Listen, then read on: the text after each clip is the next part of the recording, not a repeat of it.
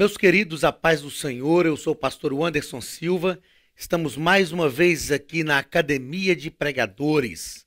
Você que é o nosso aluno, é um grande privilégio para nós ter a sua audiência aqui conosco, ter você ao nosso lado a cada dia. E nós estamos juntos mais uma vez para estudar a segunda lição do nosso quarto trimestre de 2017. A lição de número 2, do dia 8 de outubro de 2017, o título da nossa lição é A Salvação na Páscoa Judaica. O texto áureo da nossa lição está em Êxodo capítulo 6 e o versículo 6, que nos diz o seguinte: Eu sou o Senhor e vos tirei de debaixo das cargas dos egípcios, vos livrarei da sua servidão e vos resgatarei com braço estendido e com juízos grandes. Então o Senhor estava garantindo a Israel que ele iria salvá-los, livrá-los. Na lição da semana passada, nós falamos que a salvação no Antigo Testamento estava ligada justamente a isto, a visão de salvação, ser livre do inimigo, ser livre da escravidão, ser livre de cair no abismo, ser livre na guerra. Então, o Senhor está garantindo a salvação ao seu povo, ao povo de Israel. Verdade prática, a libertação do povo israelita vislumbrava um plano divino maior, libertar e salvar a humanidade. A verdade prática está nos ensinando que o projeto de Deus, aliás, nós vamos estudar mais à frente sobre a eleição de Israel. Nós vamos perceber que a eleição de Israel foi uma eleição muito específica, porque Deus, através de Israel, estava promovendo a salvação de todo o mundo. O que Deus queria era que Israel fosse a nação que evangelizaria o mundo. E quando estudamos sobre soteriologia, quando estudamos também a história de Israel, nós vamos aprender que este projeto de Deus se cumpriu na íntegra, porque através da nação de Israel, o Salvador foi revelado ao mundo. Então, a libertação do povo israelita vislumbrava um plano muito maior, um plano macro, podemos assim dizer, que é a libertação e a salvação de todo o mundo. O ponto central da nossa lição: a libertação do povo israelita vislumbrava um plano divino maior para judeus e gentios. Paulo vai escrever sobre isso na carta aos Efésios. Ele vai dizer, falando de judeus e gentios, ele vai falar que de ambos os povos fez um e derrubou a parede da separação que estava no meio. Então Deus visava todos os povos, todas as gentes, tanto judeus como gentios. Objetivos da nossa lição. Objetivo geral: saber que a libertação dos israelitas vislumbrava um plano divino maior, libertar e salvar a humanidade. Objetivos específicos: primeiro, ligado ao primeiro ponto, como sempre falamos; o segundo, ligado ao segundo ponto; e o terceiro, concomitantemente ao terceiro ponto da lição. Objetivos específicos: mostrar como se deu a instituição da Páscoa. Segundo, explicar a importância e o significado do Cordeiro da Páscoa. E terceiro, tratar a respeito da relevância e do significado do sangue do Cordeiro na Páscoa. Leitura bíblica em classe está em Êxodo capítulo 12, versículos 21 ao 24 e o versículo 29. O texto nos diz o seguinte: Chamou, pois, Moisés a todos os anciãos de Israel e disse-lhes: Escolhei e tomai vós cordeiros para vossas famílias e sacrificai a Páscoa. Então tomai um molho de isopo e molhai-o no sangue que estiver na bacia e lançai na verga da porta e em ambas as ombreiras do sangue que estiver na bacia. Porém, nenhum de vós saia da porta da casa até a amanhã, porque o Senhor passará para ferir aos egípcios. Porém, quando vir o sangue na verga da porta e em ambas as ombreiras, o Senhor passará aquela porta e não deixará ao destruidor entrar em vossas casas para vos ferir. Portanto, guardai isto por estatuto para vós e para vossos filhos, para sempre. E aconteceu, à meia-noite, que o Senhor feriu todos os primogênitos na terra do Egito, desde o primogênito de Faraó, que se sentava no trono, até o primogênito do cativo, que estava no cárcere, e todos os primogênitos dos animais. Meus queridos, para aqueles que gostam da leitura da Bíblia e leem o livro de Êxodo, sabem que neste texto o Senhor estava declarando ao povo de Israel, mais do que declarando, decretando ao povo de Israel a Páscoa. E eles deveriam sair do Egito naquela noite. O Senhor ordenou então que eles matassem um cordeiro novo, um cordeiro puro, e se um cordeiro fosse grande para uma família, eles deveriam chamar uma outra família para comer com eles o cordeiro da Páscoa. E a Bíblia diz que o Senhor ordenou que eles deveriam comer o cordeiro com os lombos cingidos, com sandálias nos pés, prontos para partir. Deveriam comer o cordeiro assado no fogo, deveriam comer junto com o cordeiro pães sem fermento. E nós vamos aprender na lição que os pães sem fermento indicavam que a partida deles tinha que ser uma partida rápida e não daria tempo para esperar o pão caseiro fermentar como era de costume. Eles deveriam comer também ervas amargas para se lembrarem dos sofrimentos que haviam enfrentado no Egito durante cerca de 430 anos, mas o Senhor estava ali para livrá-los dali, para livrá-los da mão de Faraó. E a palavra Páscoa significa passagem, que era justamente o que eles estariam fazendo, passando da escravidão para uma vida livre. Nós iremos aprender alguns princípios da Páscoa para a nossa vida e alguns tipos, significados da Páscoa judaica para a salvação. Iremos aprender nesta lição também alguns significados da nossa Páscoa que serão extremamente importantes para a nossa vida cristã e para a nossa vida cotidiana. Primeiro, aliás, a introdução da nossa lição, o nosso comentarista diz que na Páscoa os israelitas lembram o modo milagroso pelo qual Deus operou a salvação do seu povo. Foi um milagre. Era impossível o povo sair do Egito como saiu, mas Deus arrancou o seu povo de lá com mão forte.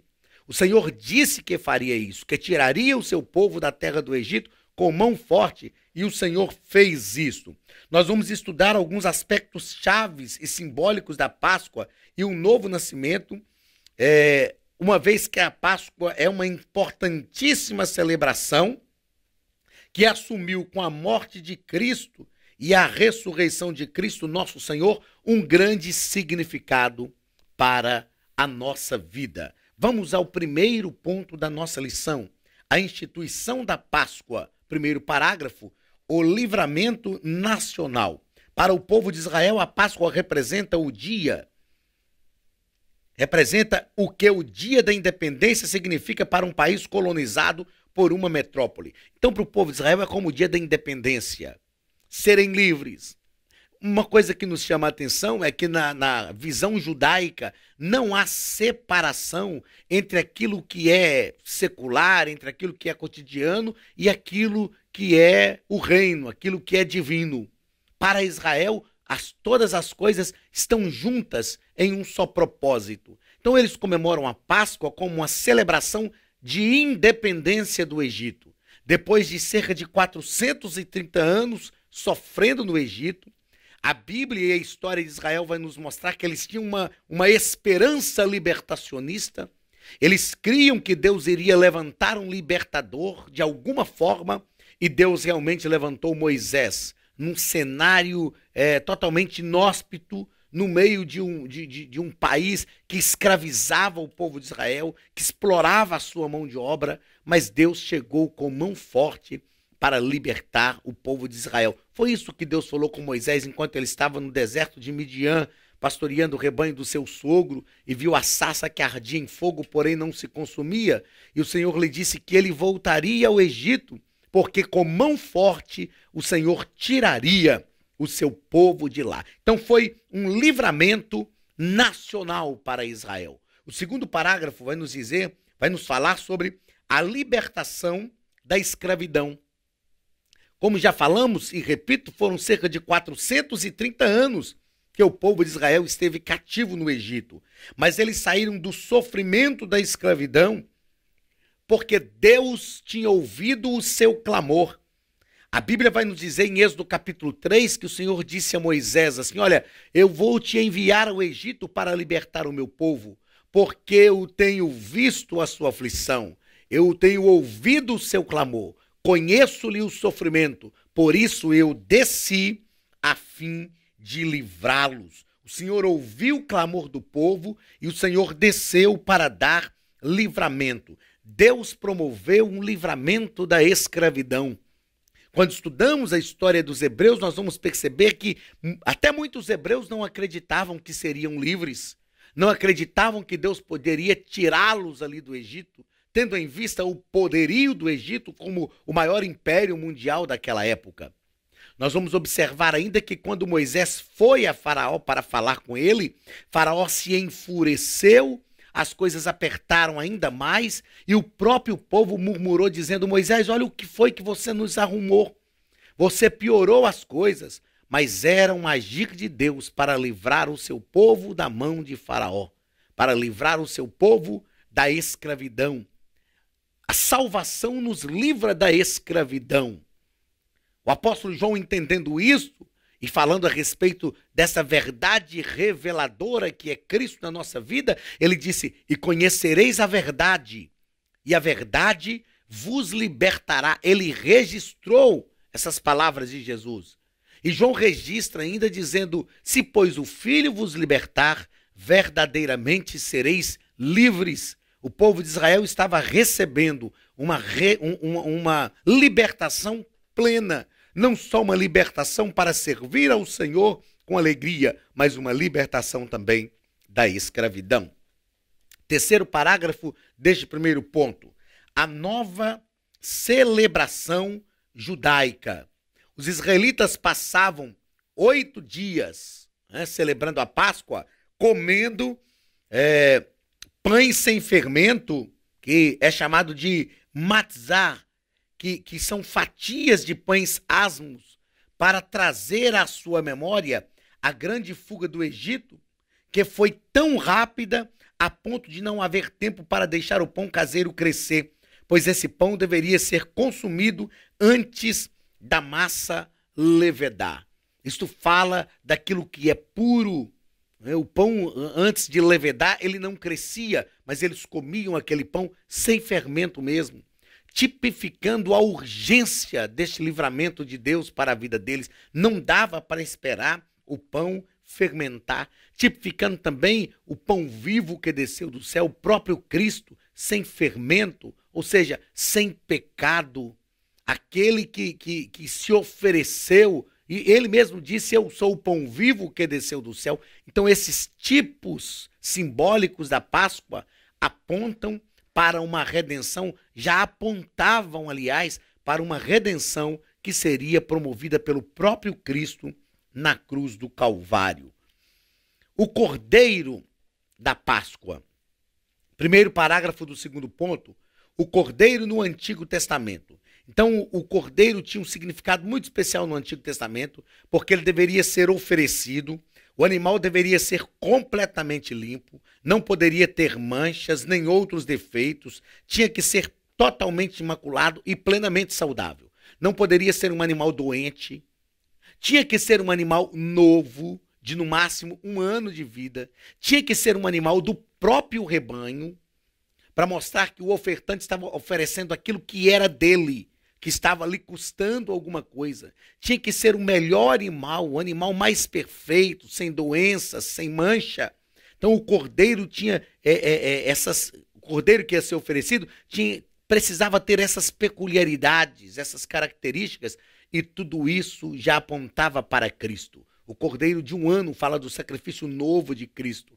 O cordeiro sem manchas fala de um Cristo perfeito. O cordeiro imaculado, sem doenças, o cordeiro do próprio rebanho, fala da renúncia de Cristo, do sacrifício de Cristo, aponta para o Cristo que seria o cordeiro pascal, que deveria vir e morrer no lugar de toda a humanidade. O segundo parágrafo, Jesus, o verdadeiro cordeiro pascal. Então, Cristo é o fundamento, a essência da Páscoa. Se não atentarmos para ele, nossa Páscoa torna-se vazia e sem sentido.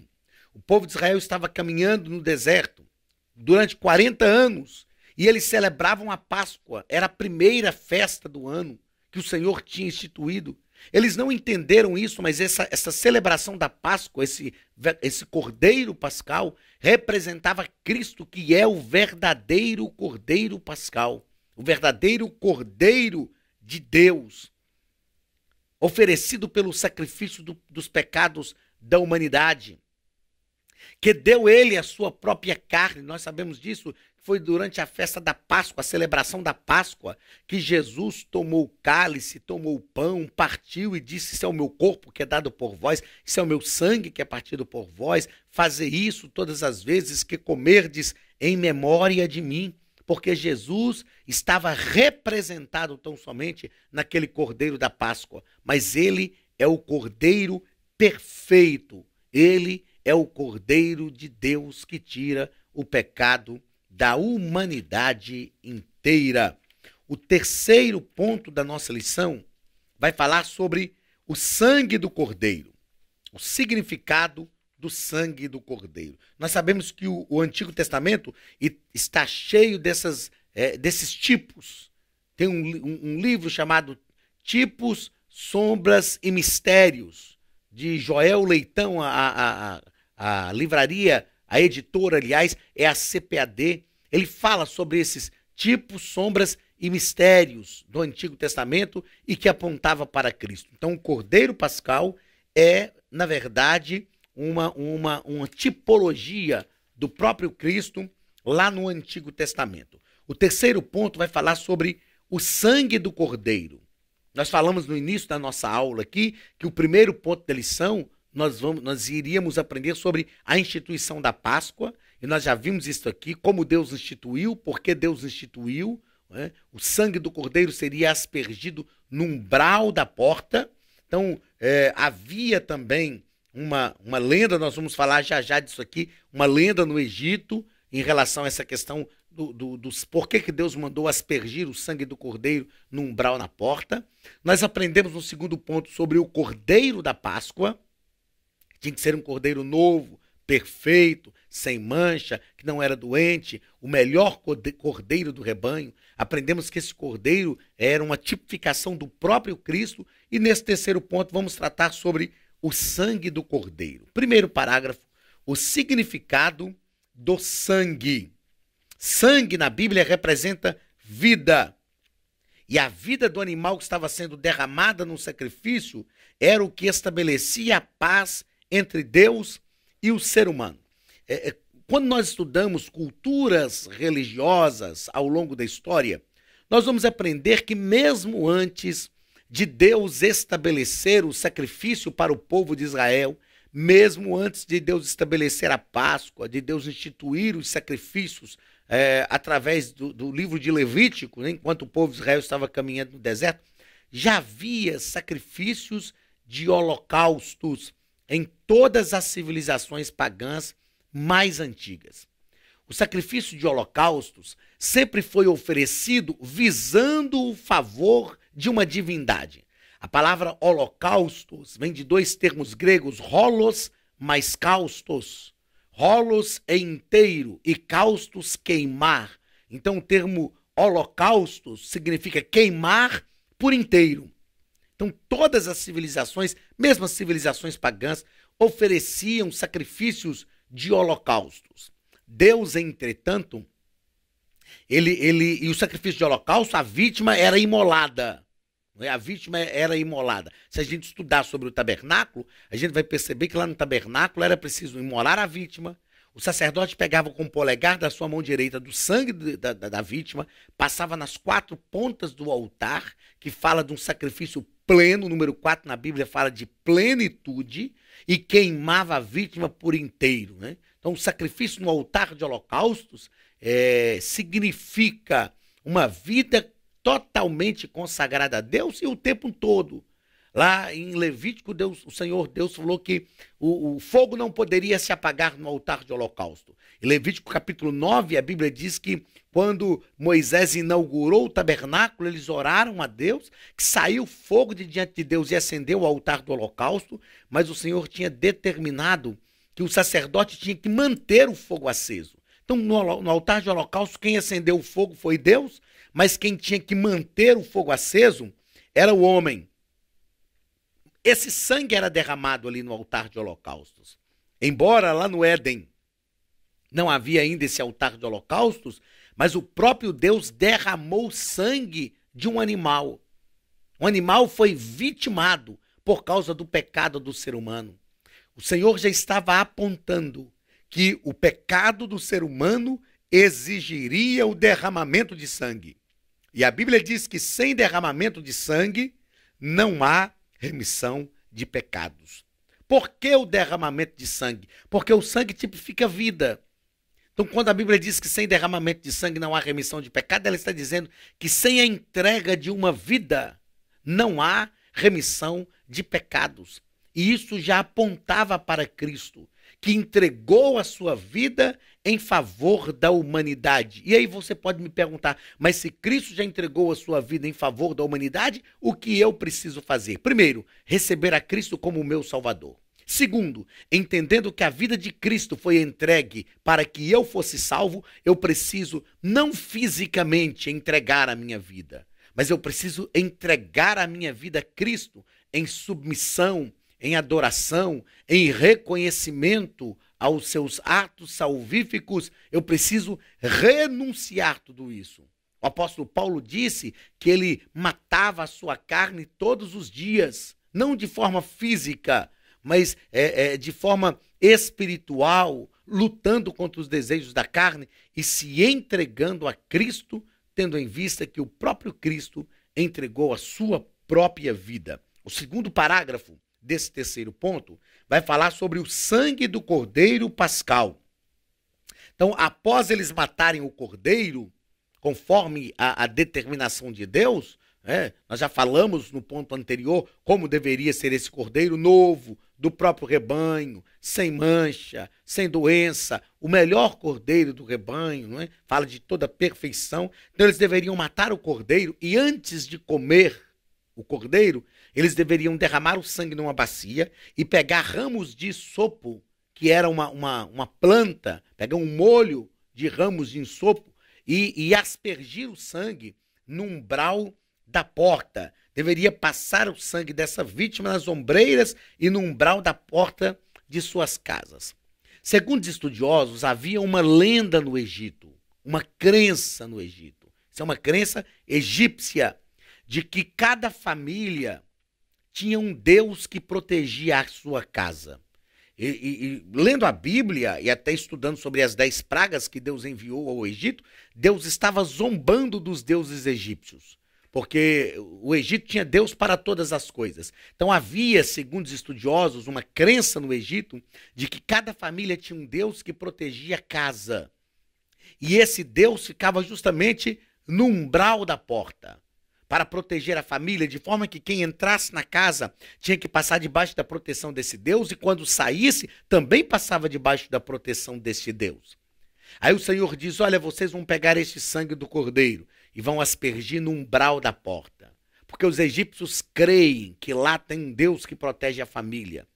Ao celebrar a Páscoa, eles iam sair, Êxodo capítulo 12, eles iam sair para o deserto, e não era fácil, era um desafio.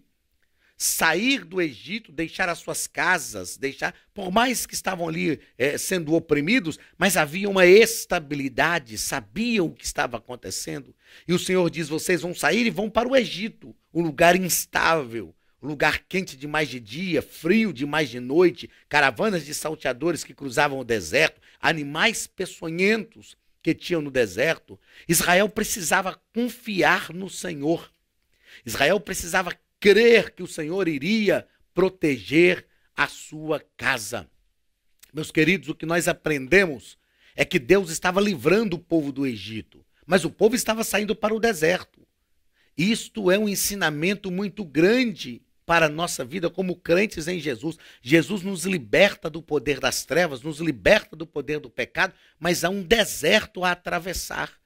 E o povo de Israel precisava acreditar que Deus protegeria a casa deles no deserto. Quando o Senhor manda aspergir o sangue do cordeiro nos umbraus da porta, o Senhor está dizendo, olha, existe essa crença aí no Egito, de que existe um Deus que protege a família de vocês, a família deles, e esse Deus está aí no umbral da porta. Mas vocês vão aspergir o sangue do cordeiro, e o anjo da morte vai passar, e a casa que tiver o sangue, ele não vai se aproximar. E isto aconteceu. O que Deus estava ensinando para os hebreus? Deus estava, em outras palavras, querendo dizer o seguinte, saiam do Egito. Eu sei que é uma caminhada no deserto, uma caminhada instável, mas vocês vão aprender que, ainda que seja no deserto, eu sou o Deus que protejo a vossa casa, que guarda a vossa família e que guio a vossa família no deserto. Então, se o sangue do Cordeiro, que é Cristo, está sobre a nossa vida, nós temos a proteção do céu para nós e para a nossa casa, para caminharmos, ainda que no deserto, mas caminharmos em segurança. Então, eles tinham que passar este sangue. Deus utilizou essa lenda do Egito para ensinar, para trazer um ensinamento profundo para o povo de Israel. Então, a orientação divina protegeu os primogênitos israelitas e o sangue do Cordeiro Pascal foi o símbolo de proteção diante da morte. O que protegeu os egípcios diante da morte? O sangue do Cordeiro. Tal como o sangue do Cordeiro Pascal livrou da morte, assim também o sangue de Jesus nos livra da morte espiritual e da condenação eterna. O sangue do Cordeiro Pascal era um símbolo do que o sangue de Jesus ia promover na nossa vida de forma plena. Terceiro parágrafo deste terceiro e último ponto. O sangue da nova aliança. Jesus afirmou que o seu sangue era o símbolo da nova aliança. Jesus tomou o cálice, distribuiu aos discípulos, dizendo, esse cálice é o Novo Testamento no meu sangue, ou seja, é o símbolo da nova aliança. Era o real cordeiro, bem como o verdadeiro sacerdote, sendo o sacrifício e o oficiante ao mesmo tempo. Lá no Antigo Testamento, havia um sacerdote que deveria oficiar o sacrifício e havia um sacrifício, que era uma vítima do rebanho do ofertante. Em Cristo, ele é o próprio oficiante e ele mesmo o próprio sacrifício. O escritor aos Hebreus fala sobre isso, que ele não precisava oferecer sacrifício pelos seus pecados, porque ele não tinha pecado, mas ele se ofereceu a si mesmo como sacrifício pelos pecados de muitos. Então, em Cristo nós temos o oficiante perfeito, porque o sacerdote tinha que oferecer sacrifício por ele, porque ele também pecava. Mas Cristo não. Ele é o oficiante perfeito, porque ele não pecou. Em Cristo nós temos também o Cordeiro perfeito, porque o ofertante tinha que escolher um cordeiro do seu rebanho, o melhor cordeiro. Cristo é o Cordeiro perfeito. Então, em Cristo, nós temos a plenitude da nova aliança, a plenitude do sangue da nova aliança, o oficiante perfeito e o sacrifício perfeito. Lá na Páscoa era só uma simbologia disso. Agora, com Cristo, nós temos a plenitude de todas estas coisas. Na conclusão, o nosso comentarista coloca o seguinte: a Páscoa para os judeus é a memória da ação salvadora de Deus. Eles fazem isso, os ortodoxos e os judeus, de modo geral, até hoje celebram a Páscoa, lembrando daquilo que Deus fez pelos seus antepassados. Mas para nós que servimos ao Senhor, os cristãos, para nós os cristãos, é a recordação da ação redentora de Jesus em favor da humanidade. Se para os judeus é tão somente a recordação do favor de Deus para com os seus antepassados, para nós que servimos ao Senhor é a certeza, é a garantia do sacrifício de Cristo que remiu-nos dos nossos pecados e nos deu o direito de entrar no Santo dos Santos e estar perto de Deus, tendo os pecados expiados, perdoados e tendo a propiciação de Cristo chegado até nós de forma perfeita. Que Deus te abençoe em nome de Jesus e que a salvação representada na Páscoa seja para nós a realidade prática da vida cotidiana, porque Cristo é o verdadeiro Cordeiro Pascal que morreu para remir-nos do nosso pecado. Deus te abençoe em nome de Jesus. Receba mais uma vez o abraço do pastor Anderson Silva e da Academia de Pregadores, a maior escola de teologia online do Brasil.